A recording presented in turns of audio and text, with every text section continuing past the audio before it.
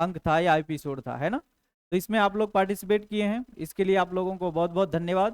स्वागत है एडुटेरिया में।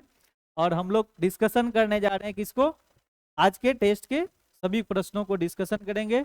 और आप लोग आज, आप पिछली बार आप ही बोल रहे थे क्या कि चंबल किसकी सहायक है, लूनी की। देखिए आप नहीं थे अभी से, कौन था वो। पिछली बार बोल रहे थे कि चंबल, हमने एनसीईआरटी में पढ़ा कि चंबल लूनी की सहायक है, ऐसा नहीं है, नहीं आया। चलिए, बनास के बारे में बोला जा रहा था कि बनास लूनी का सहायक, ऐसा नहीं है, बनास चंबल का सहायक नदी है। तो हम लोग स्टार्ट करते हैं 1 नंबर प्रश्न से।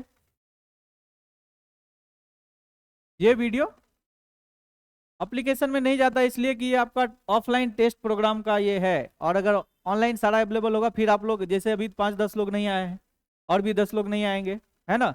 इसीलिए लास्ट में हो सकेगा सारा वीडियो रिकॉर्डेड रहता है हम लोग के पास। अगर लगेगा हम लोगों को कि देना चाहिए और भी नए लोग आएंगे, उनको अगर डिमांड रहेगा तो हम लोग अपलोड करेंगे, ठीक है।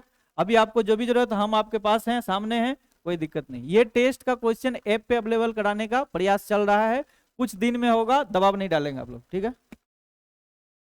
चलिए, निम्नलिखित में से असत्य कथन की पहचान करना है आपको।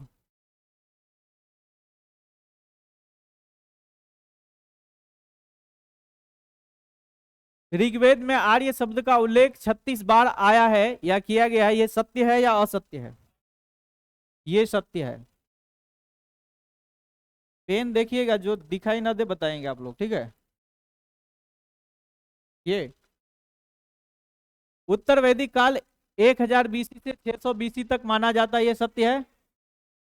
ऋग्वैदिक, ऋग्वैदिक दोबारा आया। ऋग्वैदिक काल में अर्थव्यवस्था कैसा था, पशुपालन सह कृषि, यानी पशुपालन ज्यादा इंपॉर्टेंट है और साथ साथ कृषि भी हो रही है।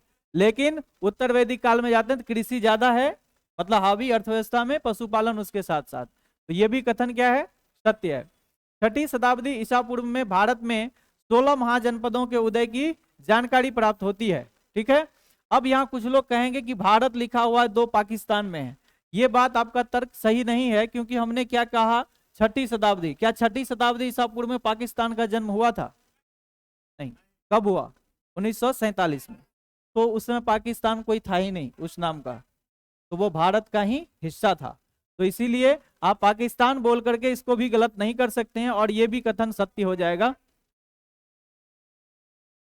अफगानिस्तान भी उसमें नहीं है, ठीक है।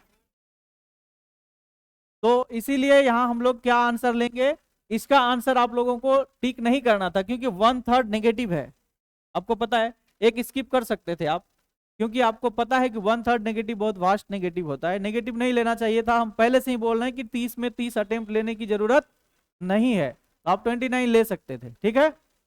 इसमें सभी कथन सत्य है। वैसे हमने टाइपराइटर को यहाँ ऋग्वैदिक नहीं उत्तर वैदिक दिया हुआ है, मेरे पेज में हैंड रिटन है, ये उत्तर वैदिक है, लेकिन टाइप राइटिंग हो गया है ऋग्वैदिक का, ठीक है।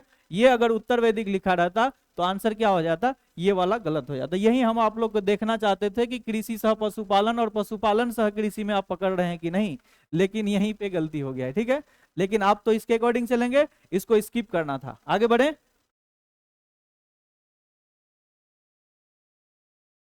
रिजल्ट के बाद हम बता देंगे रिजल्ट कैसे तैयार कर रहे हैं, ठीक है। अब चलिए दूसरे नंबर में, निम्न में से किस नदी को माते तमा, देवी तमा और नदी तमा से संबोधित किया गया है। आपको पता है कि ऋग्वैदिक हो या उत्तर वैदिक, वैदिक काल की सबसे जो पवित्र नदी मानी गई वो कौन सा, सरस्वती। तो सरस्वती के लिए उपनाम आया है, बैठ जाइए, सरस्वती के लिए उपनाम आया है इसमें क्या क्या, नदी तमा, माते तमा और देवी तमा। तो ये कौन सा आंसर होगा, डी नंबर, इसका आंसर क्या हो जाएगा, डी नंबर। इससे किसी को आपत्ति है, नहीं है ना। यमुना का उल्लेख कितनी बार आया, 3 बार। और गंगा का, ये भी नहीं दिख रहा होगा। वितस्ता, वितस्ता को किस नाम से पुकारा गया, वितस्ता नाम से किसे पुकारा गया, झेलम को, है ना, झेलम। इसको एक और नाम दिया गया है, हाइडेस्पीज।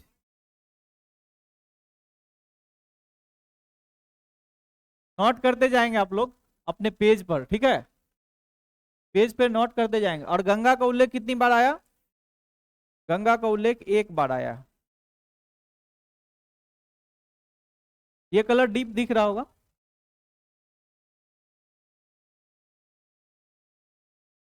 ये नहीं दिख रहा है ना? हाँ, इसीलिए तो हम चेंज किए। ये अब दिख रहा है, 3 बार आया है। ठीक है, आगे बढ़े। उज्जैन का प्राचीन नाम क्या था? उज्जैन को महालोक की नगरी बोलते हैं ना।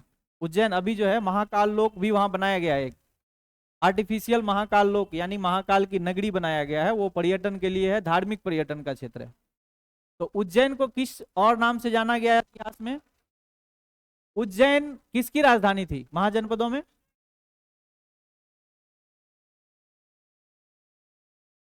अवंती एक राज्य है, और अवंती की 2 राजधानी है। ठीक है, एक नॉर्थ की राजधानी और एक साउथ की राजधानी। जो साउथ की राजधानी है वो है माहिष्मती।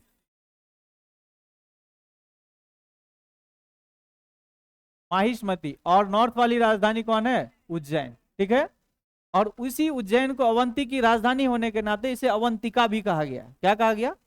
अवंतिका। माहिष्मती बाद में राजधानी बनी थी, पहले अवंती अवंती ही था। ठीक है, धीरे धीरे जब अपना साम्राज्य दक्षिण तक विस्तार हुआ उनका, तो दक्षिण भारत में स्थित स्थान है माहिष्मती, और दक्षिणी राजधानी कहां बनाया? माहिष्मती को। पाटलिपुत्र किसकी राजधानी थी? मगध। और मगध की पहली राजधानी कौन थी? राजगिरी। राजगिरी का पुराना नाम गिरिव्रज है ना। इंद्रप्रस्थ किस महाजनपद का राजधानी है? कुरु का। किस क्षेत्र में है? दिल्ली हरियाणा वाला क्षेत्र। तो इसका आंसर क्या हो जाएगा? D number, B sorry C number. क्या नाम है? अवंतिका। उज्जैन को क्या बोलेंगे? अवंतिका। इस उज्जैन अवंती के बारे में जानते होंगे। राजा चंड प्रद्योत कहाँ के थे? अवंती के शासक थे राजा चंड प्रद्योत। उसकी चिकित्सा के लिए मगध के राजा कौन? वो तो मगध के चिकित्सक थे ना, जीवक। राजा किसने भेजा था? बिंबिसार ने भेजा था। किसे? जीवक को। तो अवंती का मगध के साथ अच्छा संबंध था। कभी कभी स्टेटमेंट में आएगा किसके साथ मगध का ज्यादा बेहतर संबंध था या अच्छा संबंध था, तो किसके साथ था? अवंती के साथ। बाकी तो मगध आसपास के सभी राज्यों को क्या करता था? हड़पता था। लेकिन अवंती के साथ उसका अच्छा संबंध था। इसका प्रमाण क्या है? जीवक को जो भेजा गया। ठीक है, बोगाज कोई अभिलेख कहाँ का है? यह अभिलेख बोगाज कोई अभिलेख जो है ना, पहली बार इसके बारे में चर्चा किसने किया? तो मैक्स मुलर महोदय ने किया। ठीक है, और ये मध्य एशिया में आता है, मध्य एशिया।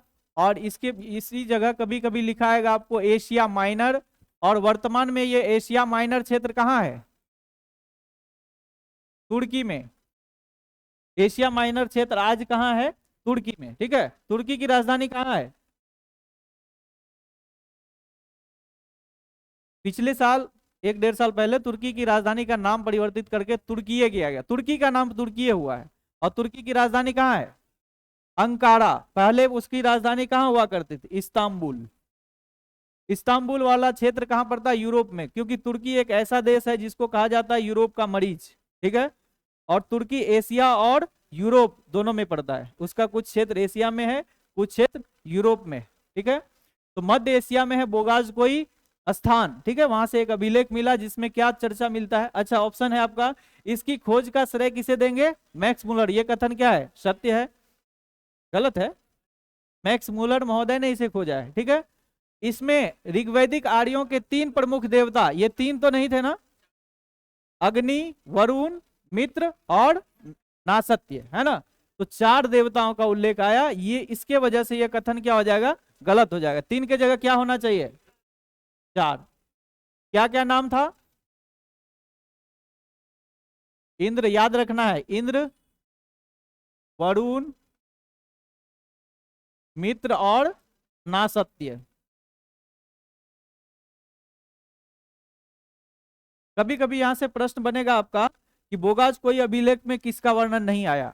ऑप्शन में रहेगा इंद्र, तो इंद्र का वर्णन है, मित्र का भी है, इंद्र का नहीं है, अग्नि का है। इंद्र का है, 4 ही है ना, तो 5 कहां से आ जाएगा? अग्नि का है ना, चेक कीजिए आप पहले नोट्स। इंद्र, वरुण, मित्र, नासत्य, ठीक लिखे थे। अग्नि नहीं है, कंफर्म। तो ये आपको चारों नाम याद रखना है, ठीक है। चारों में से जो एक्स्ट्रा रहेगा उसमें दिया रहेगा कौन नहीं है, तो इस चारों के अलावा जो भी होगा आंसर हो जाएगा। यह अभिलेख मध्य एशिया से प्राप्त हुआ था, एशिया माइनर, मध्य एशिया उसको काउंट करेंगे, ठीक है। ये कहाँ है एशिया माइनर? तुर्की में। ये ऑप्शन आपका सही है। उपरोक्त में से सभी कथन असत्य हैं, क्या ये सही है? सभी कथन असत्य तो नहीं है, ये भी गलत हो गया। सभी कथन असत्य हैं ऐसा नहीं है, ऑप्शन आपका है असत्य कथन। इसमें कौन था? अच्छा, तो मिल तो गया यही, है ना। आपका ये स्टेटमेंट क्या है? गलत है। 3 की जगह क्या हो जाएगा? 4। आंसर क्या होगा? B number. चलिए इसको मैचिंग कर लिए आप लोग। ऋग्वेद में पनी किसके लिए, पनी शब्द का उल्लेख किसके लिए आया? व्यापारी। और ये व्यापारी किसके लिए प्रसिद्ध थे? गाय चोरी करने के लिए। गाय चोरी करने का व्यापारी था, मतलब एक तरह का ये डाकुओं का गैंग था। और अमाजू अविवाहित, वैसी अविवाहित स्त्रियां जो आजीवन अविवाहित रह जाती थी उसे अमाजू कहा गया, ठीक है। आजीवन अविवाहित रहने वाली स्त्री यानी अविवाहित आ गया, इसमें लेंगे इसको। व्यापारी हो गया। अघन्या, उस दिन भी बताए थे आपको, अघन्या का अर्थ क्या होता है? न मारने योग्य। अघात मतलब आघात नहीं करने योग्य, अघन्या, जिसको मारा नहीं जाए वो क्या है? गाय, ठीक है। पुरंदर किसके लिए शब्द आया है? पुरंदर का अर्थ क्या होता है?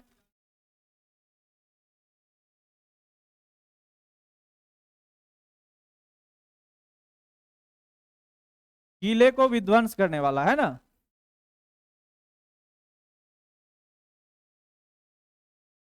किले को विध्वंस करने वाला यानी युद्ध का देवता। किला को क्यों तोड़ा जाएगा? एक राजा की तरफ से दूसरे राजा का किला भेदना, उस समय किला भेदना एक तरह से विजय का प्रमाण होता था। तो किला तोड़ने वाला यानी युद्ध का देवता भी बोल सकते हैं। तो वे कौन थे? इंद्र। तो ये मैचिंग हो गया होगा, इसका मैचिंग जाएगा आपका 3 4 1 2, 3 4 2 1, 3 4 2 1, 3 नंबर ऑप्शन। किसी को कोई आपत्ति? आगे बढ़ा जाए। ऋग्वेद में जन साधारण की संस्था, ऋग्वेद में 2-3 तरह की संस्था आप लोग देखे, सभा, समिति, विदत। विदत जो थी ना सबसे पुरानी संस्था है, सभा और समिति के आने से पहले ही बन चुका था। और विदत जो है इसको आप कह सकते हैं सबसे पुरानी संस्था, इसके बारे में बहुत डिटेल पता नहीं है, ठीक है। ये बहुत पुरानी संस्था है।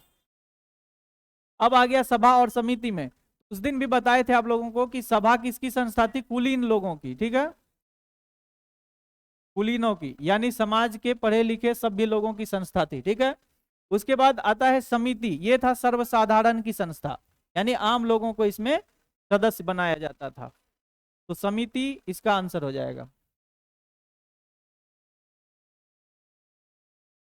वाजपेयी यज्ञ, अश्वमेध। अब वैदिक काल में बहुत तरह का यज्ञ है, और यज्ञ के बारे में ज्यादा चर्चा किस वेद में मिलता है? यज्ञ करने की विधियों का उल्लेख किसमें है? यजुर्वेद में। किसमें है? यजुर्वेद में। तो बहुत तरह का आप लोग यज्ञ पढ़े हैं, उसमें से एक वाजपेयी यज्ञ, अश्वमेध यज्ञ, अग्निष्टोम यज्ञ, राजसूय यज्ञ, ये सब महत्वपूर्ण यज्ञ हुआ करता था। और इनमें से आपको मैचिंग करना था। वाजपेयी यज्ञ, अश्वमेध यज्ञ बहुत सुने होंगे आप लोग। अश्वमेध यज्ञ का मतलब क्या होता था? रामायण में श्री राम भी अश्वमेध यज्ञ करते हैं ना, श्रीलंका से जब वापस अयोध्या आते हैं तो अश्वमेध यज्ञ में क्या होता? अश्व मतलब घोड़ा को छोड़ा जाता था, और घोड़ा जहां तक जाएगा वहां तक उसका साम्राज्य माना जाता था। यानी आपके साम्राज्य में अगर मेरा घोड़ा प्रवेश कर रहा है, अगर आपको आपत्ति है तो आप चुनौती स्वीकार कीजिए, मतलब आपको युद्ध में आना पड़ेगा, ठीक है। ये एक तरह से क्या हुआ? साम्राज्य विस्तार का एक तरीका था, है ना। तो इसका ऑप्शन आ जाएगा साम्राज्य विस्तार की महत्वाकांक्षा, यानी साम्राज्य विस्तार, वो अपने आप को इतना शक्तिवान समझ रहे हैं कि वो उनका घोड़ा जहां तक जाएगा उसका अधिकार क्षेत्र माना जाएगा, ठीक है। इसी में लव कुश ने उनका घोड़ा रोक दिया था, है ना, रामायण में। तो ये अश्वमेध यज्ञ किससे संबंधित होगा? अगर इसमें मैचिंग नहीं आ रहा, मान लिया साम्राज्य विस्तार उतना दिमाग नहीं लगा पाए, जो आपको याद आ रहा था पहले उनको मैच करेंगे, आंसर मिल जाएगा। आपको राजसूय यज्ञ पता है, राज्याभिषेक के समय में राजसूय यज्ञ किया जाता था, तो राज्याभिषेक से इसको मिलाइए। डी का 2, तो डी में से दो, दो जगह, अच्छा दो जगह है। अब यानी कि आपका आंसर बी भी हो सकता है, डी भी हो सकता है। अब दूसरे को मिलाइए, अग्निष्टोम यज्ञ और अग्नि ऑप्शन में एक ही जगह है, अगर इसको यहां से मिला देते हैं तो आपका आंसर आ जाएगा सी का ए। सी का एक ही जगह है, ठीक है। अगर एक को भी मिला देते तो आपका आंसर क्या हो जाएगा, केवल। तो आपका अश्वमेध का आंसर क्या होगा, साम्राज्य विस्तार की महत्वाकांक्षा और अग्निष्टोम अग्नि हो गया। अच्छा एक कौन रह गया,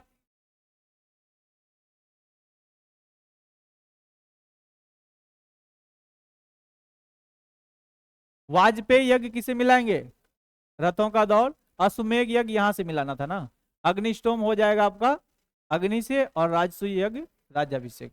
आपका आंसर 4 3 1 2।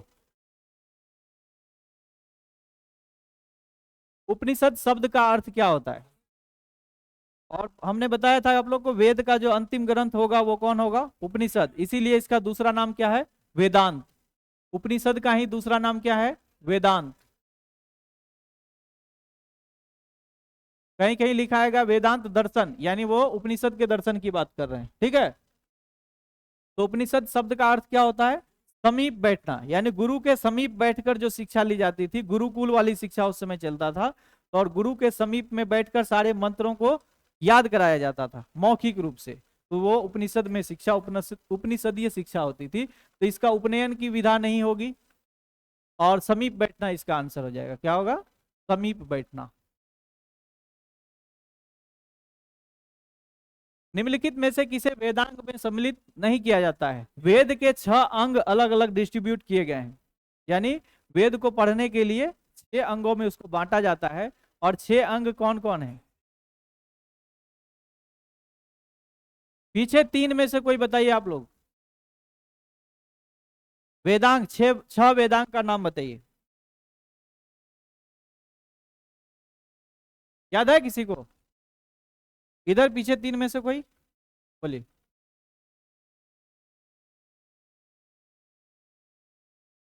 अल्प, कल्प, कहाँ हुआ 6, और इस इधर पीछे से आप लोग नहीं पता है, बोलिए।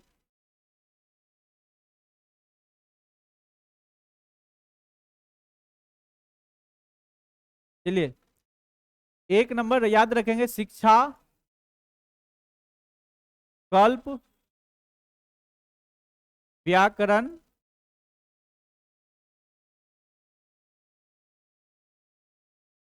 निरुक्त, छंद और ज्योतिष।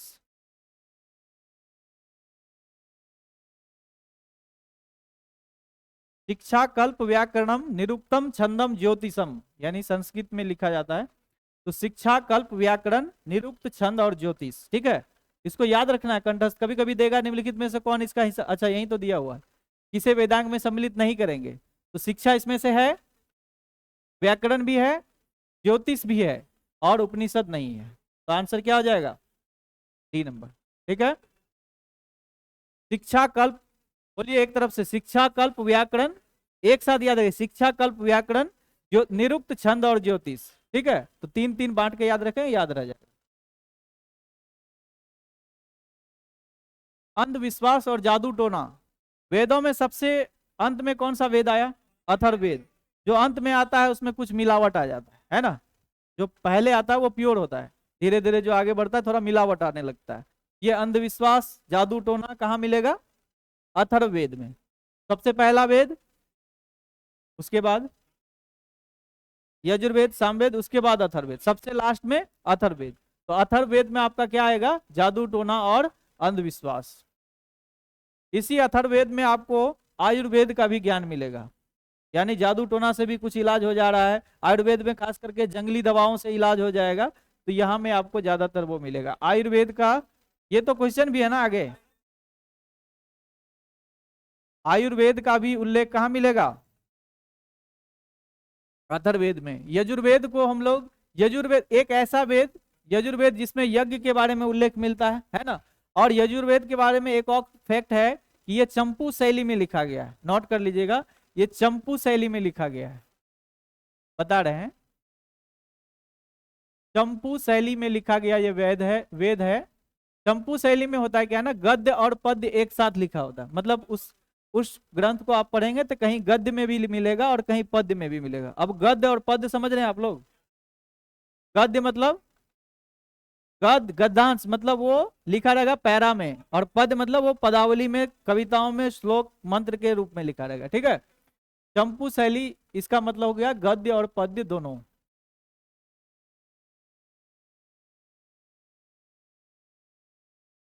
ये पद्य है, जब विद्या आप लोग लिखते हैं ना, पद्य का इसको अगर तोड़ेंगे ये इस तरह से टूटेगा, त में हलंत लगेगा, यानी आधा द और य मिलकर के तब इस तरह से बनता है, ठीक है। ये है पद्य। ऋग्वेद के बारे में क्या जानते हैं? ऋग्वेद में क्या क्या मिलेगा? प्रार्थना और स्तुति, इसका आंसर क्या हो जाएगा? अथर्ववेद। प्रार्थना प्रार्थना और स्तुति कहाँ मिलेगा? ऋग्वेद में। ऋग्वेद में कितने मंत्र यानी सूक्त कितने? 1028 यानी 1028। 24 बैलों वाला हल खींचे जाने का उल्लेख किस ग्रंथ में मिला है? किसमें मिला है? आपका ऑप्शन एक है शतपथ ब्राह्मण। ये किस वेद का ब्राह्मण है? वेद को जब पढ़ने में कठिनाई होने लगी तो उस दिन बताए थे ना कि पहले वेद को पढ़ने में कठिनाई आने लगी तो उसको सरल बनाया गया। सबसे पहले वेद को किस में लिखा गया? ब्राह्मण ग्रंथ में। वेद के बाद आया ब्राह्मण, उसके बाद आया आरण्यक। ब्राह्मण मतलब जाति वाला ब्राह्मण नहीं, ब्राह्मण ग्रंथ है, ठीक है। ब्राह्मण युग भी आएगा एक। तो यानी वेद को पहले लिखा गया, वेद को किस में लिखा गया? ब्राह्मण ग्रंथ में। उसके बाद उसको और सरल किया गया आरण्यक में। आरण्य मतलब क्या होता है? जंगल। ऋषि मुनियों ने जंगल में उस पर रिसर्च किया और उसको डिटेल किए, आरण्यक। और उसके बाद आया उपनिषद। तो वेदांत ये जो है शतपथ ब्राह्मण है ना, किस ग्रंथ का है? यजुर्वेद का। यजुर्वेद का ब्राह्मण है, यजुर्वेद का ब्राह्मण ग्रंथ है ये शतपथ ब्राह्मण, ठीक है। और इसी शतपथ ब्राह्मण में बिहार के बारे में सबसे प्राचीनतम यदि साक्ष्य कहीं मिलेगा, शतपथ ब्राह्मण में मिलेगा, ठीक है। बिहार का जो उल्लेख आया पहली बार वो शतपथ ब्राह्मण में आएगा। बिहार का पहली बार उल्लेख, व्रात्य और कीकट प्रदेश जो आया वो ऋग्वेद में आया, लेकिन बिहार का स्पष्ट उल्लेख वहां नहीं है, ठीक है। और बिहार का निमि विदेह जो राजा का चर्चा आप लोग सुनते हैं वो आएगा शतपथ ब्राह्मण में, और मिथिला क्षेत्र का वर्णन है। ये शतपथ ब्राह्मण में बिहार का पहली बार उल्लेख मिलता है। मुंडको अपने एक है काठक संहिता, इसी काठक संहिता ग्रंथ में मिला है 24 बैलों को खींचे जाने के हल का प्रमाण। मुंडको उपनिषद के लिए एक फैक्ट बीपीएससी बार बार पूछती है, सत्यमेव जयते किस उपनिषद में? क्या चीज? आप मिस्टेक किए होंगे, मिला लीजिएगा बाद में। आप लोग आपस में बात मत कीजिए।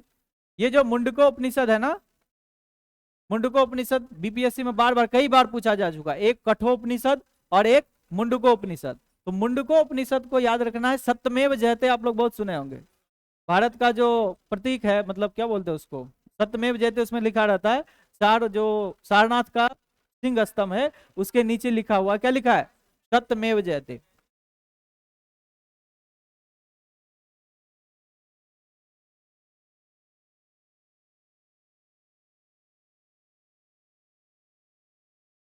सत्यमेव जयते।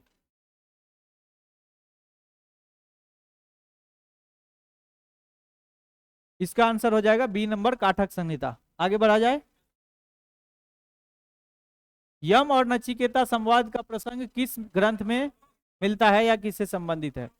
ये अभी बताया कि कठोपनिषद से। कहा मिलेगा?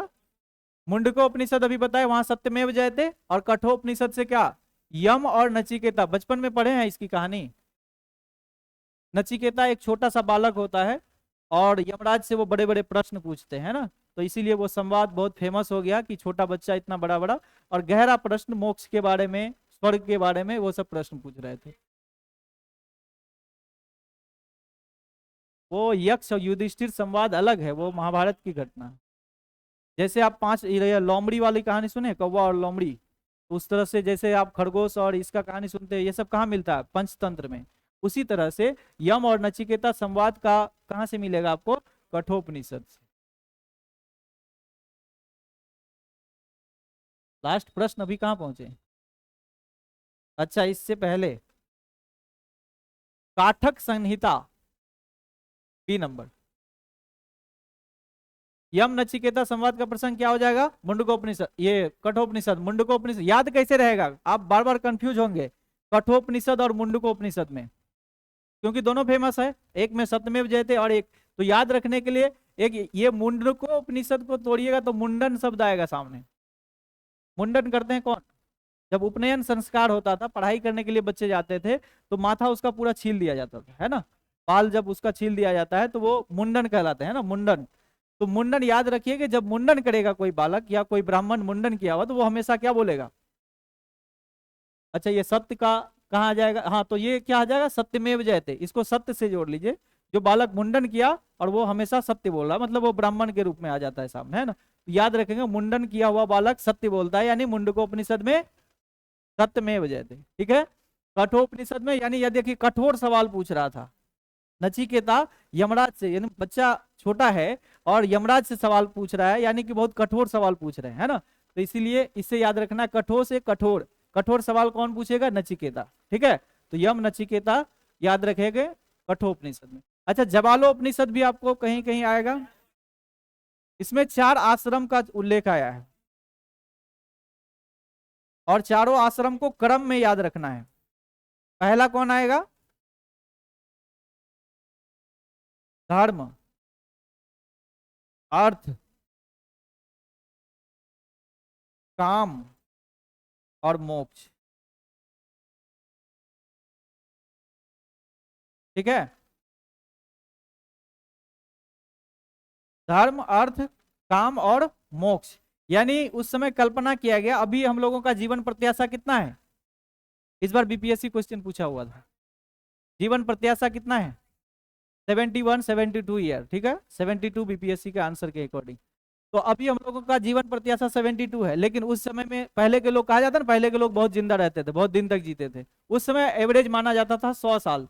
100 साल को 4 भाग में उन्होंने बांट लिया और बांटा कि पहला 25 साल जो होगा वो धर्म के अकॉर्डिंग, धर्म के अकॉर्डिंग मतलब ये नहीं कि उसके बाद अधार्मिक हो जाएंगे। यहाँ धर्म से संबंध ये है कि उन बच्चों को पहले धर्म की शिक्षा दी जाएगी। धर्म की शिक्षा, उस समय शिक्षा धर्म का ही दिया जाता था। आजकल साइंस टेक्नोलॉजी शिक्षा आ गया ना, तो उस समय सारा शिक्षा धर्म के आधार पर होती थी। तो उस समय जो धार्मिक यानी शिक्षा का काल ये कौन था? 25 साल, प्रारंभिक 25 साल जो है ब्रह्मचर्य का। जैसे आगे बढ़ेंगे तो इसी में पढ़ते होंगे आप लोग, पहले कौन सा जीवन का आता है? ब्रह्मचर्य, उसके बाद गृहस्थ, वानप्रस्थ और सन्यास। इसी को तोड़ेंगे, पहले ब्रह्मचर्य आएगा, यानी शिक्षा करने, शिक्षार्थी जो होते हैं, विद्यार्थी होते हैं, तो वो किसमें? ब्रह्मचर्य का पालन करेगा, इसी का हिस्सा है वो, ब्रह्मचर्य यहाँ आ जाएगा। उसके बाद अर्थ, अर्थ मतलब होता है काम धंधा, पैसा कमाना, यानी इकोनॉमी का संबंध। यानी बच्चे जब 25 साल के हो जाते थे उस समय, उसके बाद उनको काम धंधा सिखाया जाता था, ट्रेनिंग दिलाया जाता था कि काम, ट्रेनिंग मतलब आज इंस्टीट्यूट के तरह ट्रेनिंग नहीं, अपने घर वालों के साथ उनके काम में हाथ बढ़ाए और वो, यानी शिक्षा पूरी कर लेना है 25 साल तक, उसके बाद कमाई करनी है। ठीक है, जब कमाई करने लगे उसके बाद कहाँ जाएंगे? वो गृहस्थ जीवन में जाएंगे। ठीक है, यानी शादी विवाह होगी, उनकी संतानोत्पत्ति होगी। ठीक है, उसके बाद वो मोक्ष की प्राप्ति का प्रयास करेंगे और वो सन्यासी का जीवन होगा। ठीक है, तो वो 4 भाग में बांटा हुआ था जीवन, तो 25-25 साल का था। ये कहाँ मिलेगा? जवालोपनिषद। बृहदारण्यक उपनिषद में एक नोट करेंगे, ये सबसे बड़ा उपनिषद है, सबसे लंबा बोल सकते हैं, बड़ा कुछ नहीं होता है उपनिषद में।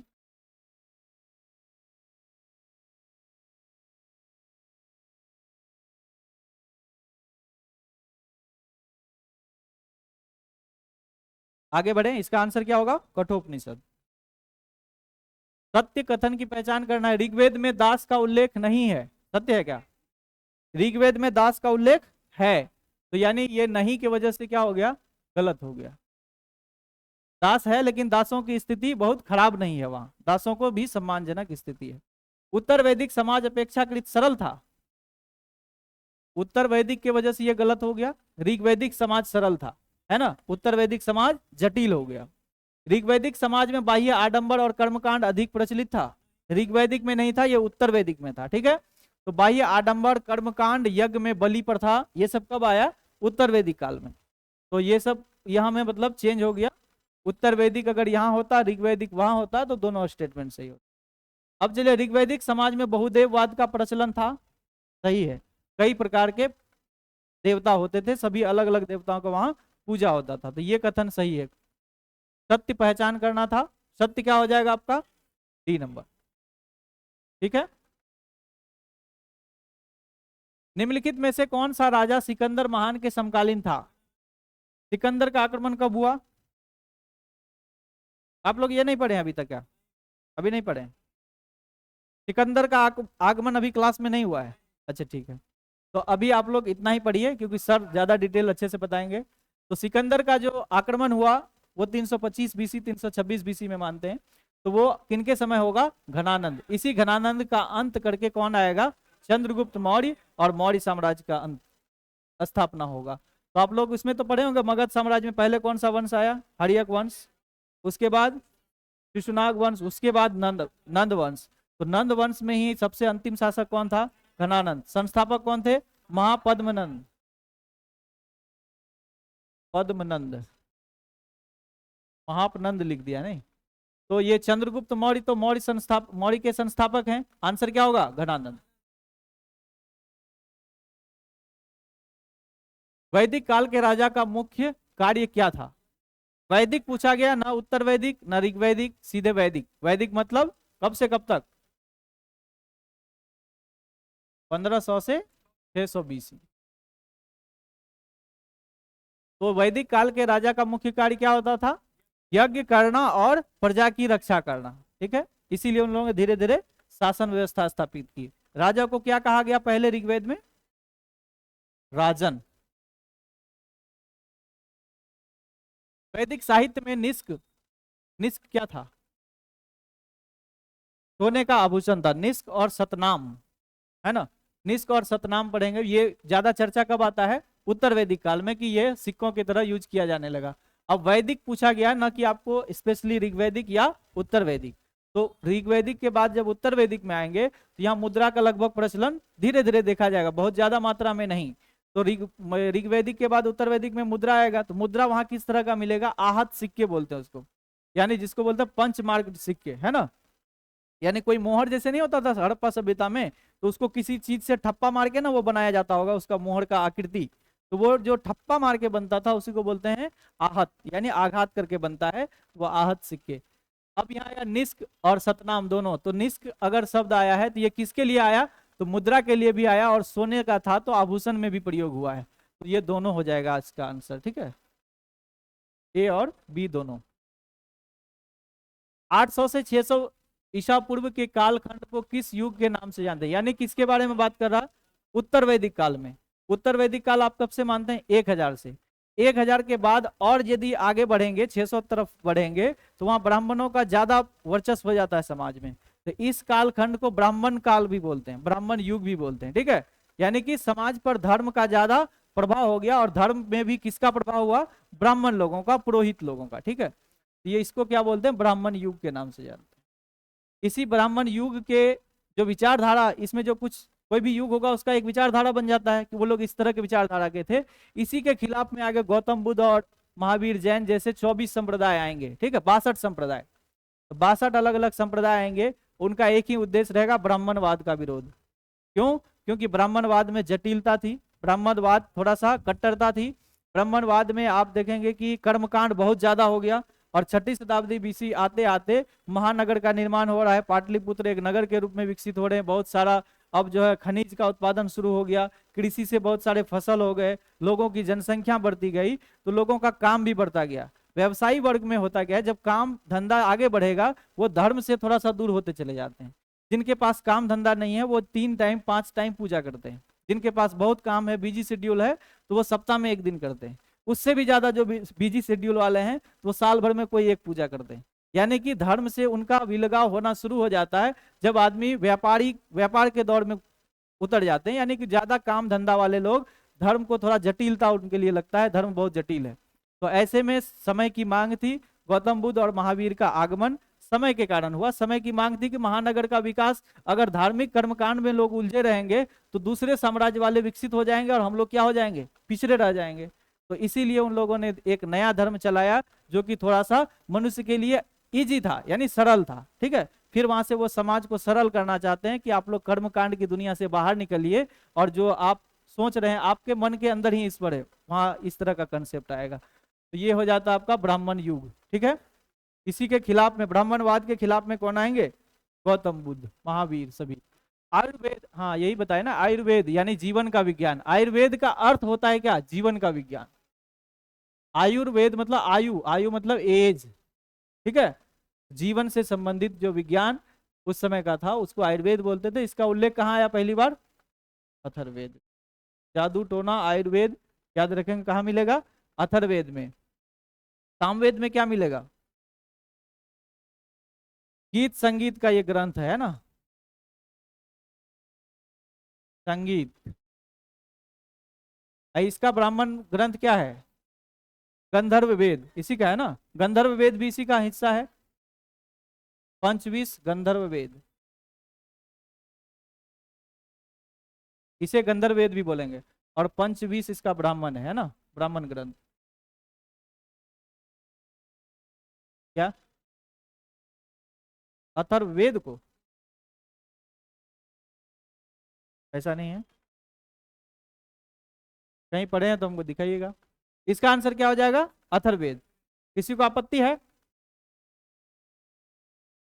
सर्व शुक्ला सरस्वती बताए थे आप लोग को। सर्व शुक्ला सरस्वती किसे पुकारा गया है, गार्गी को। लोपा मुद्रा कब है, लोपा मुद्रा जो है ना ये विदुषी महिला थी, और ऋग्वेद में जो मंत्र लिखे गए ना उसमें से कुछ मंत्र लोपा मुद्रा ने भी लिखी है। ठीक है, यानी ऋग्वेद में इसीलिए कहा जाता है स्त्री पुरुष में उतना ज्यादा भेदभाव नहीं था, पुरुषों के समान स्त्रियां भी उतना विद्वान थी, उन्होंने भी मंत्र लिखे हैं। ठीक है, तो ये लोपा मुद्रा को आप किससे जोड़ेंगे, ऋग्वेद से। लोपा मुद्रा, घोषा, अपाला, विश्वरा, ये सब कौन थी, ऋग्वेद की विदुषी कन्याएं हैं। और गार्गी कब की है,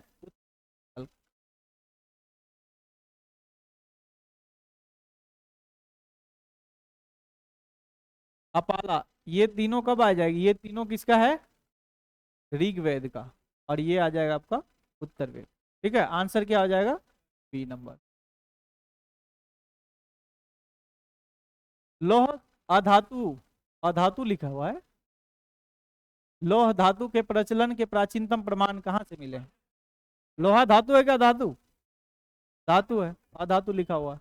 तो लोहा धातु का प्रचलन सबसे पहले कहाँ मिला, अतिरंजी खेरा, कहाँ है ये, यूपी में। यहाँ से क्या मिला है, लोहे का क्या मिला, लोहे के बहुत सारे हथियार यानी औजारों का जत्था मिला है, बहुत सारे औजार एक जगह में, ये अतिरंजी खेरा। हस्तिनापुर कहाँ है, किस महाजनपद की राजधानी, कुरु का इंद्रप्रस्थ। पांचाल की, पांचाल की अहिछत्र। कुरु की दो राजधानी हस्तिनापुर और इंद्रप्रस्थ। अतिरंजी खेरा, और ये तक्षशिला किसकी राजधानी है, गांधार की। कहां पड़ता है अभी, पाकिस्तान अफगानिस्तान में। ठीक है, ये गांधार हो गया। गांधार, तक्षशिला को किसके लिए जाना जाता है, विश्वविद्यालय, प्राचीनतम विश्वविद्यालय है ना, सबसे प्राचीन शिक्षा केंद्र जो विश्वविद्यालय बना वो कहाँ है, तक्षशिला। यहीं से संबंधित है कौन, चाणक्य। चाणक्य यहाँ के प्रोफेसर थे। चंद्रगुप्त मौर्य को किसने तैयार किया, चाणक्य ने। बोगाज कोई अभिलेख के बारे में भी पढ़े, ये कहाँ होगा, एशिया माइनर में।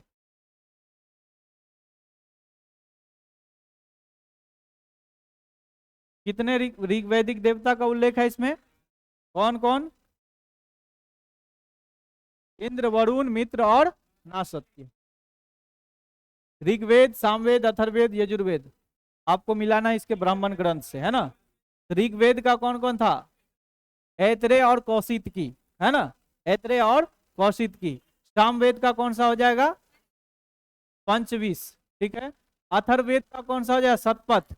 इसी में बिहार का पहला जानकारी मिलता है ना। अच्छा, यजुर्वेद यहाँ लिखा है, यजुर्वेद का कौन सा हो जाएगा, शतपथ। इसी में किसका मिला है, बिहार का उल्लेख आया पहली बार। और अथर्ववेद का कौन सा हो जाएगा? गोपथ। गोपथ ब्राह्मण किसके किससे संबंधित होगा? अथर्ववेद। आंसर क्या हो जाएगा आपका? 4 3 1 2। 4 3 1 2 ऑप्शन है।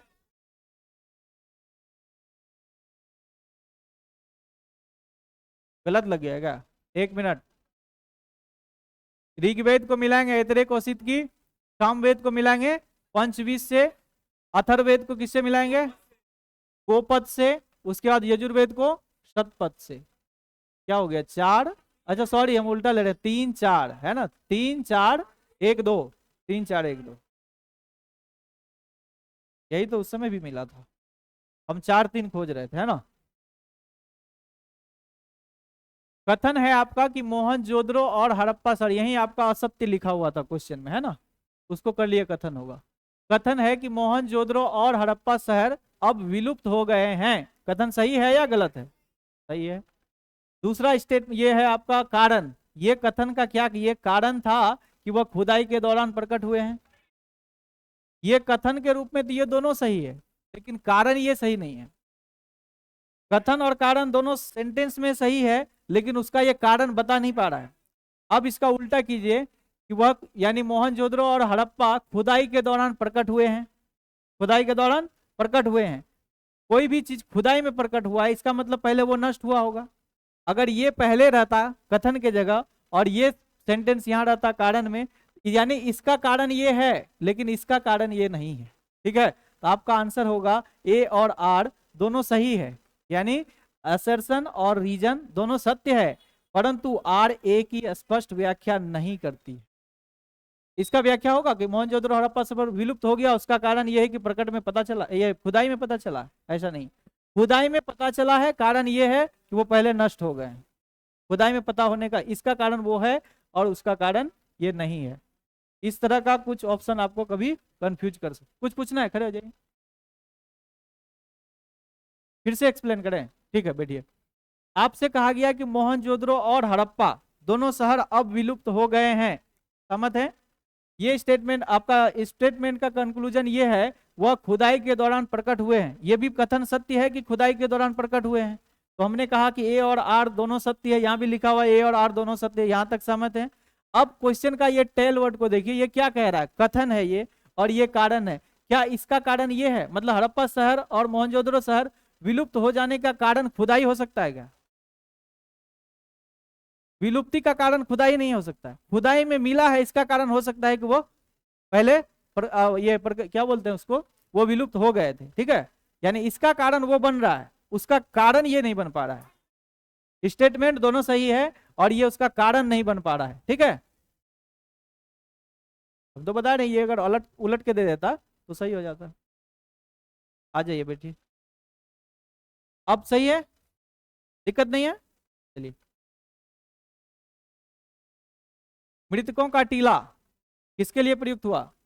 मोहनजोदड़ो को क्या नाम से पुकारा जाता है? मृतकों का टीला। जनहुदरो के बारे में क्या क्या जानते हैं? मनके बनाने का कारखाना, और किस नदी के किनारे है? लिपस्टिक बनाने का भी, और किस नदी के किनारे है? सिंधु। हड़प्पा? रावी नदी। पकी ईंटों की नाली भी मिली है, वेरी गुड। मोहनजोदड़ो को क्या कहा जाता था? मृतकों का टीला। सत्य कथन की पहचान करना है। सिंधु घाटी सभ्यता की अर्थव्यवस्था वस्तु विनिमय प्रणाली यानी बार्टर सिस्टम पर आधारित थी। सही है या गलत है? सही है। ऋग्वैदिक काल में आहत सिक्के, यह भी बताए, पंच मार्क सिक्के जो ठप्पा मार के सिक्का बनाया जाता था, ऋग्वैदिक काल में आहत सिक्के का प्रयोग होता था क्या? शब्द यहाँ देखिए ऋग्वैदिक दिया हुआ है, यह गलत हो जाएगा। सिक्के का पहला प्रमाण जो आहत सिक्के है वो उत्तर वैदिक काल में आएगा। शब्द आप पकड़ नहीं पाए होंगे। उत्तर वैदिक काल के लोग मुद्रा से परिचित नहीं थे। उत्तर वैदिक काल के तो थे लोग, अभी तो बताए आहत सिक्के उत्तर वैदिक काल में आया, तो उत्तर वैदिक काल के लोग मुद्रा यानी करेंसी से परिचित हैं। यह स्टेटमेंट क्या है? सही है। आपको चुनना क्या था? सत्य कथन। उत्तर वैदिक काल के लोग मुद्रा से परिचित, अच्छा नहीं लिखा हुआ है, नहीं लिखा हुआ इसीलिए स्टेटमेंट क्या हो गया? गलत। और ये भी गलत। अच्छा, एक नंबर आपका क्या हो जाएगा? सत्य कथन। क्लियर? और किसी को इसमें कोई दिक्कत? आप लोग बात क्यों कर रहे हैं?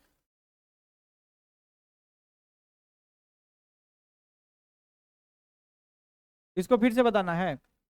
सत्य कथन की पहचान करना है। आप पहले हमसे बताइए कि इसमें आप सहमत हैं। सिंधु घाटी सभ्यता की अर्थव्यवस्था वस्तु विनिमय प्रणाली पर आधारित थी, वहां मुद्रा का प्रचलन नहीं था, कभी कभी मोहर का प्रयोग हुआ, उसको करेंसी नहीं कहा गया। ठीक है, यानी पहला कथन क्या है? सही है। और दूसरा कथन, ऋग्वैदिक काल में आहत सिक्के आए, उत्तर वैदिक काल में आए। आहत सिक्के का प्रचलन कब आया? उत्तर वैदिक काल में। इसीलिए वो कथन क्या हो गया? ये स्टेटमेंट रॉन्ग है। अब उत्तर वैदिक काल के लोग मुद्रा से परिचित नहीं थे। उत्तर वैदिक काल के लोग तो मुद्रा से परिचित थे नहीं, की वजह से ये स्टेटमेंट क्या हो गया? गलत हो गया।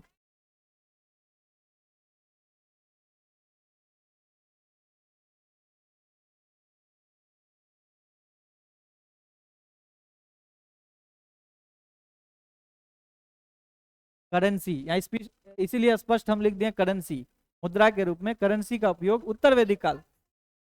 तो ऋग्वैदिक पढ़ रहे हैं आप ना, क्या पढ़ रहे हैं? ठीक है, ये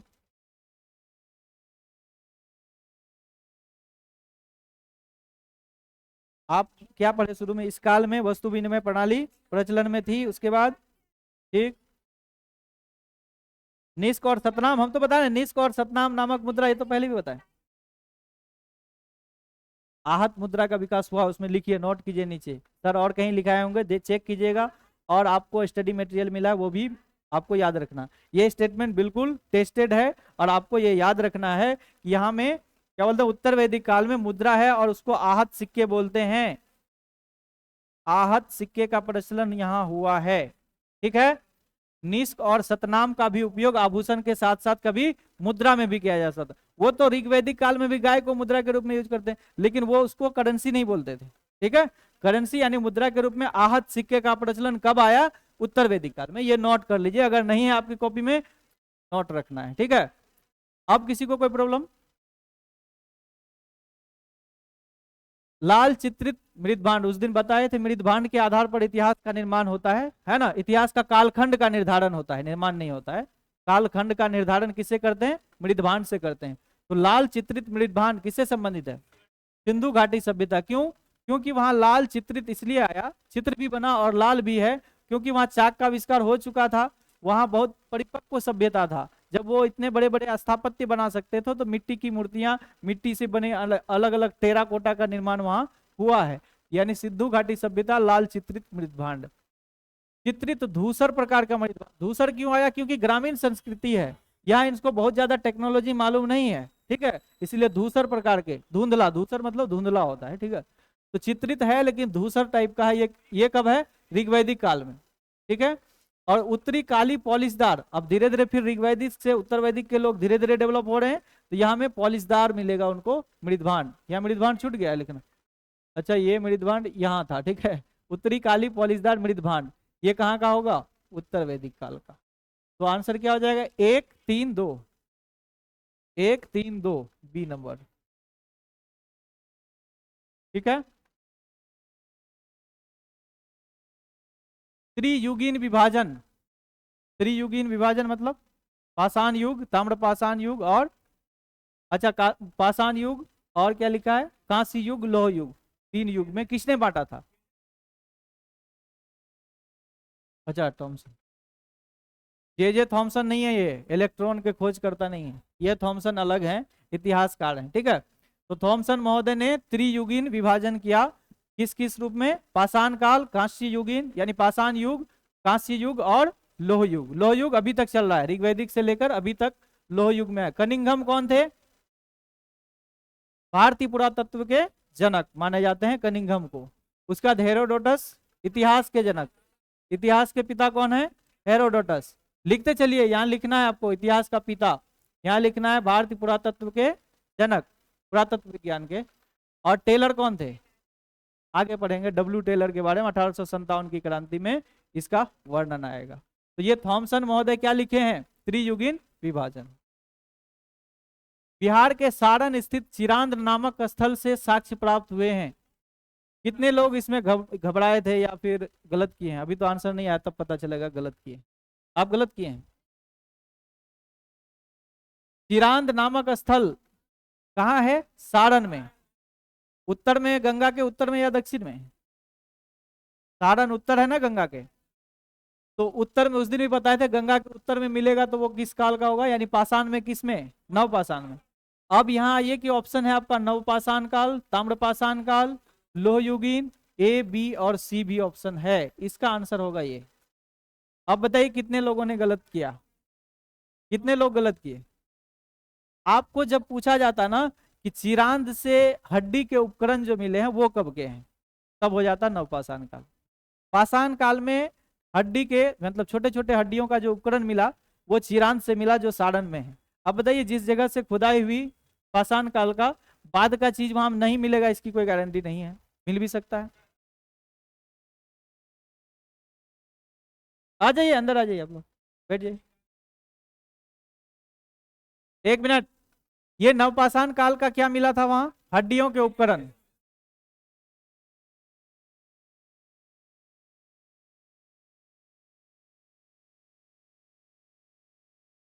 ठीक है, ताम्रपाषाण काल का भी वहां से साक्ष्य मिलता, बहुत सारे तांबे के उपकरण, और भी बाद की खुदाई में धीरे धीरे सामने आया ताम्रपाषाण काल के लोग भी वहां बसते थे। कहने का मतलब ये हुआ कि नवपाषाण काल से लोग जब वहां बसना शुरू कर दिए, ऐसा नहीं बाद में वहां से पलायन कर गए, वहां लोगों का निरंतर रहना अभी तक जारी है, अभी तक रह रहे हैं ना।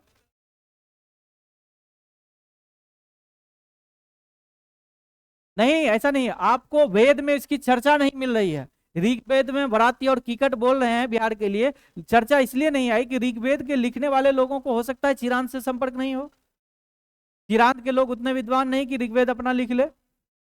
आप बताइए, ऋग्वेद में जिसकी चर्चा है केवल वही उस जमाने में होंगे, दूसरे महादेश में और भी लोग होंगे जिनके बारे में उसको जानकारी है, उसके बारे में उन्होंने लिखा, उसके बाहर कोई नहीं होंगे, इसका गारंटी तो नहीं है ना, ये बात है। वहां से खुदाई में ताम्रपाषाण काल के भी उपकरण मिल रहे हैं, वहां से आपको लोह युगीन यानी वैदिक और उत्तर वैदिक और ऋग्वैदिक काल के भी बहुत सारे साक्ष्य मिले हैं, यानी उसका इतिहास है वो जब नवपाषाण काल से वहां लोगों का बसावट शुरू हुआ अभी तक निरंतर जारी है। कारण भी है गंगा घाटी का मैदान, उपजाऊ क्षेत्र होना, वहां कोई ऐसा ड्राउट ऐसा कुछ नहीं आया होगा कि वहां से लोग पलायन कर गए। ठीक है, इसीलिए आपको याद रखना, इसलिए आपके जानकारी के लिए क्वेश्चन बनाया गया था, नहीं तो फिर आप कभी पूछा जाता है एग्जाम में आप कंफ्यूज जाते। आपको याद रखना कि हड्डियों के उपकरण कहाँ के कब के मिले हैं? नवपाषाण काल के। चिरांद फेमस किसके लिए है? नवपाषाण कालीन हड्डी के उपकरण के लिए, ठीक है। लेकिन वहां से ताम्रपाषाण के भी साक्ष्य मिले हैं, लोह युगीन के भी साक्ष्य मिले हैं। आंसर इसका हो जाएगा, क्या चीज मिला? अलग अलग साक्ष्य मिले हैं, तो अब इतिहासकार बताएंगे, रिसर्च पेपर पढ़ना पड़ेगा उनका। हमने क्या बताया इतिहास में जो बहुत, आप बताइए, आप अशोक अपने जीवन काल में 20 साल 25 साल शासन किया, उसके बारे में आप 20-25 फैक्ट याद रखते हैं, क्या वो 20-25 के अलावा कुछ नहीं किया होगा? क्या होगा? आज नरेंद्र मोदी पिछले 12 साल से भारत के प्रधानमंत्री हैं, कल चल के यदि इतिहास लिखा जाएगा तो आप जितनी बात अभी जानते हैं डेली सुनते हैं, क्या सारा बात इतिहास में इंक्लूड होगा? जो महत्वपूर्ण चीजें रही है वही इंक्लूड हो जाता है। ठीक है, हमने क्या बताया, इसकी महत्ता इतिहास में इस कारण से है, हड्डियों के उपकरण के लिए। अब यहाँ क्या मिला, यहाँ क्या मिला, इतिहास से जो लड़के पीएचडी कर रहे हैं, जो चिरांद पे जाके रिसर्च कर रहे हैं, वो उनको पढ़ते हैं, उनको पता चलता होगा, उसको आपके लिए जरूरत नहीं है। ठीक है, हाँ, तो आंसर क्या हो जाएगा इसका? ए बी और सी। मानव द्वारा प्रयुक्त प्रथम धातु कौन सा रहा? तांबा का प्रयोग मानव ने पहले धातु के रूप में किया। लोहे का प्रयोग कब से हुआ? उत्तर वैदिक काल, अतिरंजी खेरा से इसका साक्ष्य मिला, यानी लोह युगीन। उसके बाद कांसा का प्रयोग सिंधु घाटी सभ्यता यानी हड़प्पा युग से। सोना चांदी, इसमें से खास करके अगर चांदी पूछे ना, चांदी का प्रयोग का साक्ष्य सबसे पहले कब मिलता है? यह भी होगा सिंधु घाटी सभ्यता। ठीक है,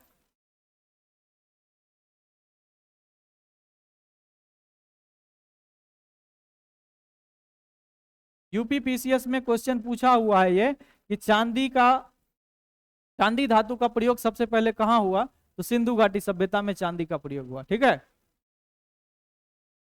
आगे बढ़ा जाए। झेलम नदी को ऋग्वेद में किस नाम से जाना जाता था? वितस्ता। अभी बताए, वितस्ता के अलावा इसका नाम क्या है? और एक हाइडेस्पीज। इसका आंसर क्या हो जाएगा? वितस्ता। पुरुषनी किसका नाम है?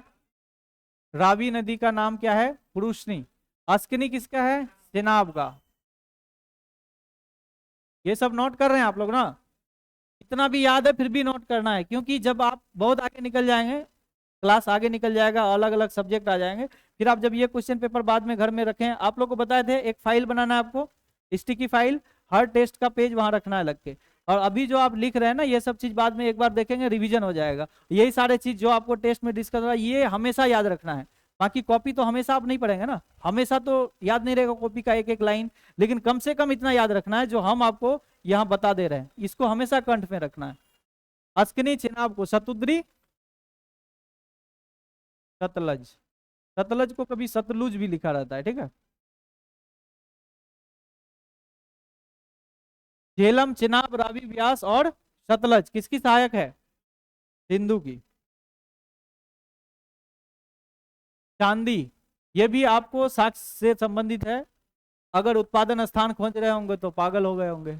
इसमें से किसी का गलती नहीं हुआ होगा जहां तक लगता।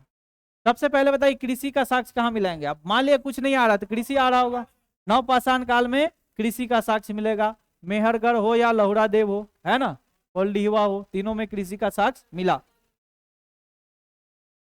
हम तो नहीं कह रहे कौन पहले कौन बाद, तीनों नवपाषाण काल में और कृषि का साक्ष्य है। किसी में जौ मिला, कहीं चावल मिला, कहीं चावल की भूसी मिली, वो तो आपको बताया हुआ है। कृषि का साक्ष्य नवपाषाण काल से। लोहे का प्रयोग कब से जोड़ेंगे आप? वैदिक काल में, ये तो डायरेक्ट है। तांबा कब आएगा? ताम्रपाषाण काल में। और चांदी का प्रयोग पहली बार सिंधु घाटी सभ्यता में। तो आंसर क्या हो जाएगा इसका? 1, 2, 3 और 4। लास्ट था ना?